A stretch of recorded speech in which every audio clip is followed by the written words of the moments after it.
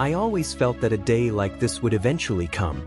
Those words belonged to Bruno Marcotte, the Canadian coach who helped guide Riku Miura and Ryuichi Kihara, known around the world as Riku Ryu, to the Olympic gold medal in Milan Cortina. On August 23rd, when Miura and Kihara announced their engagement through social media, congratulations poured in from across Japan. For years, the two had stood side by side as skating partners, sharing exhausting training sessions, unforgettable victories, painful setbacks, and some of the biggest stages in the sport. To many fans, the announcement felt sudden. But to a coach who had watched them grow together for so long, perhaps it was not quite as unexpected as it seemed. What makes this story especially fascinating is what Marcotte noticed long before the engagement was announced. When he was asked whether the news had surprised him, his answer was simple but revealing: yes and no. That small phrase says a lot. He was surprised by the timing, but not by the possibility that these two people might one day take another step together in life. After watching their partnership for years, he believed that eventually such a day could come. Yet even Marcotte did not know exactly when they would make the announcement. In fact, he learned about the August 23rd announcement only shortly before it became public. Think about what that means. Even the coach who had spent countless hours with them at the rink was not given every detail of their private lives. That was not an accident. Miura and Kihara had always drawn a careful line between their public careers and their personal world. They shared their skating with millions of people, but they did not feel obligated to share everything else. That privacy became an important part of the way people around them treated the pair. Marcotte also expressed gratitude toward the media members who had followed Riku Ryu for years without aggressively crossing that boundary.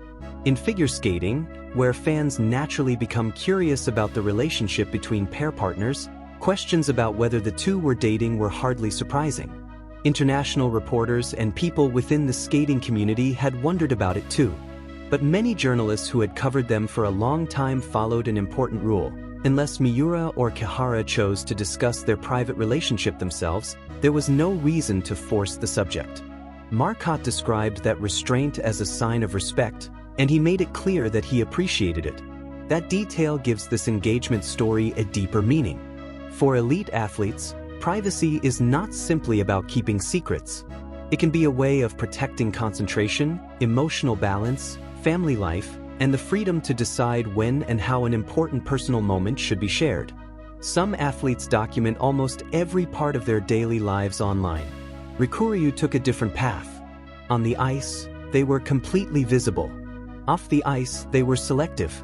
Their performances showed their trust. Their training showed their discipline. Their choices showed their boundaries. And perhaps that is why the August 23rd announcement carried such emotional weight. It was not a rumor confirmed by someone else. It was their own decision, delivered in their own words, at their own time.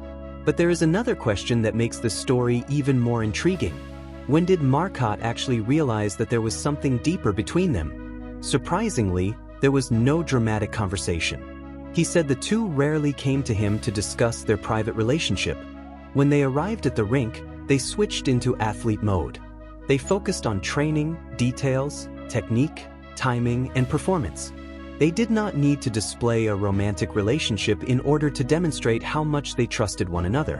What Marcotte saw was something deeper than an obvious public display of affection. He saw two athletes who consistently supported each other and gave each other everything they had. Their connection was built through repetition. It was built through countless corrections, difficult lifts, mistakes, recoveries, travel days, injuries, victories, disappointments, and moments when one person had to trust the other completely. That is why Marcotte said he was not shocked to discover that their relationship had grown beyond skating partners. The phrase is powerful because it does not reduce their bond to romance. It recognizes the enormous foundation that already existed before the engagement. Pair skating creates an unusual kind of trust.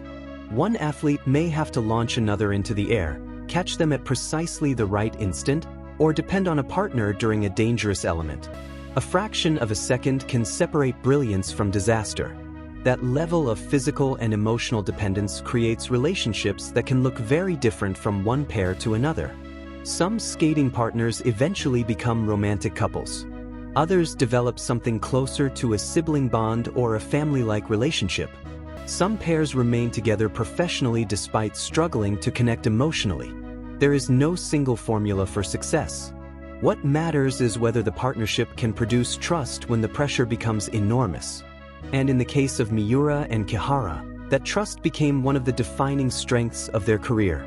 A particularly memorable example appeared in their 2024 Skate America short program, the dramatic program that explored the idea of reincarnation. Choreographer Shailin Bourne created the program with the theme of two people moving through another world together.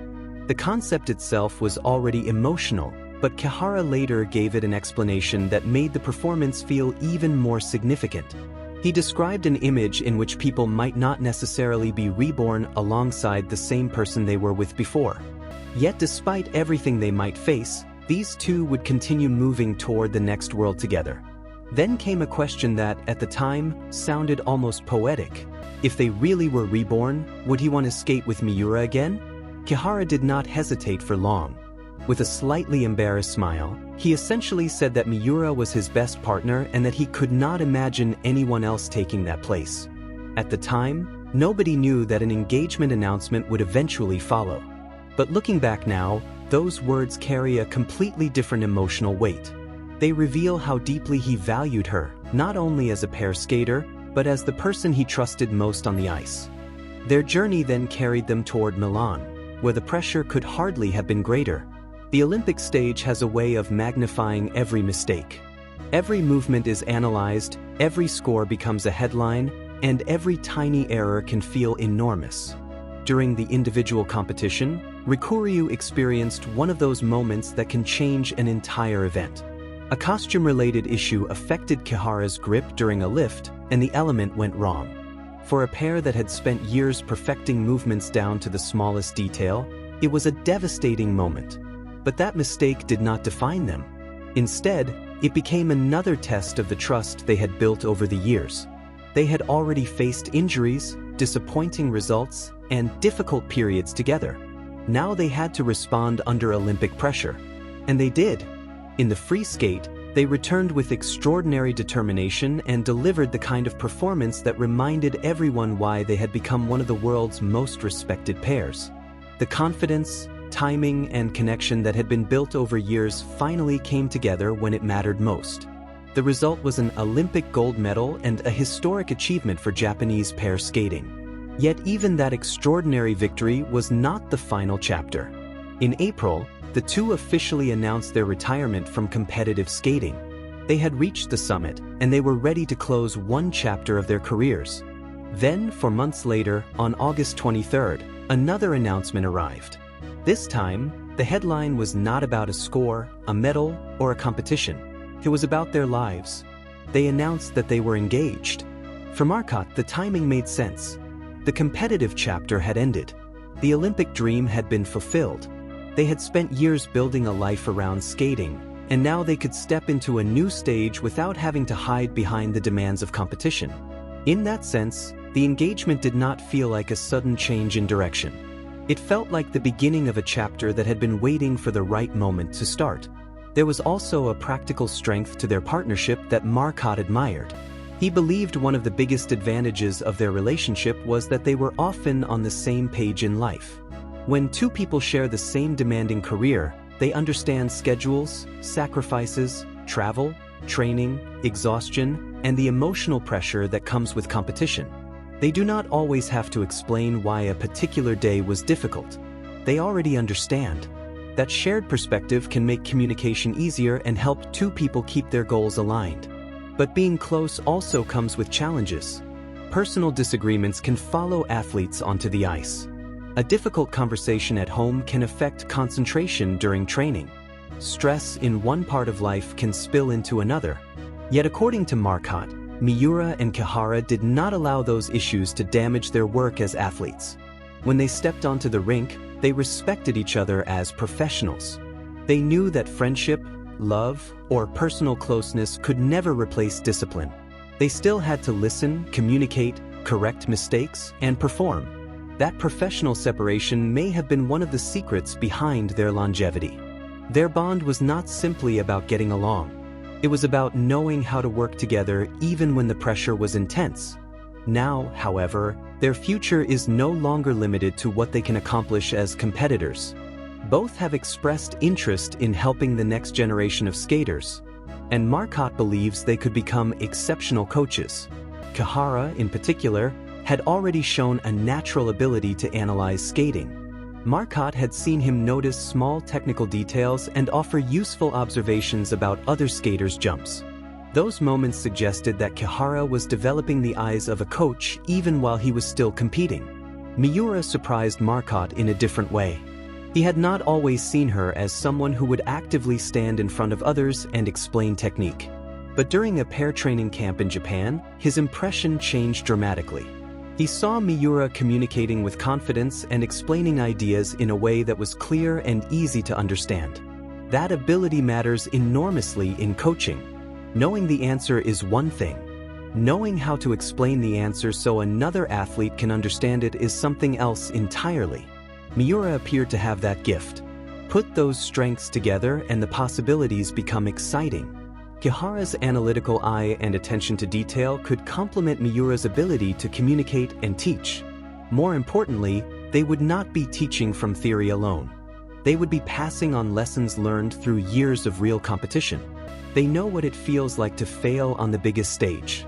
They know how to rebuild confidence after a mistake. They know what it means to train while injured, to travel constantly, to carry expectations, and to keep going when the body and mind are exhausted. They also know the value of trust between two athletes. Those experiences could become some of their greatest tools as future coaches. Their connection to skating has not disappeared either. Even after retirement, their lives remain closely connected to the ice. They continue preparing for ice shows and moving between Japan and Canada. When they are in Canada, Marcotte still sees them regularly, sometimes every couple of days. Recently, he saw them returning to the rink as they prepared for another skating project. The scene was familiar, but it was also different. They were no longer preparing for another Olympic qualification or chasing another championship. They were entering a new phase of their relationship with skating. For Marcotte, that change brought mixed emotions. He admitted that he missed the days when he trained them every day. When two athletes become such a constant part of a coach's routine, their absence can leave a genuine empty space. The rink feels different. The schedule feels different. The everyday rhythm changes.